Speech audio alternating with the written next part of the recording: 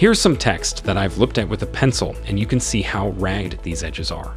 We want to smooth out this handwriting to get rid of those jagged edges. So here's how it's done.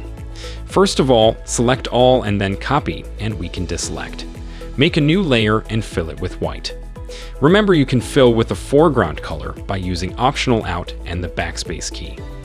Now going to Quick Mask by pressing the icon or pressing Q on your keyboard and paste what you've copied.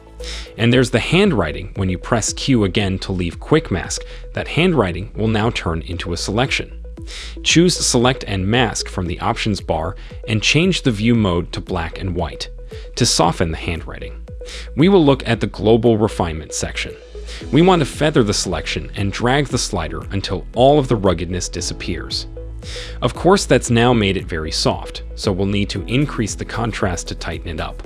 That may make it too small to see, so drag the Shift Edge slider to the right, and you can make it as thick as you like.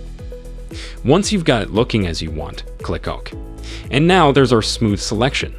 We can fill that with black kind of a background color by using Command or Control and Backspace. So there's our original ragged handwriting, and there's a much smoother version of it. If you've enjoyed the tutorial, please subscribe to this channel. If this video helpful to learn quickly, hit the like button, and also don't forget to subscribe to our channel and hit the bell icon. Then you won't miss any upcoming tutorials.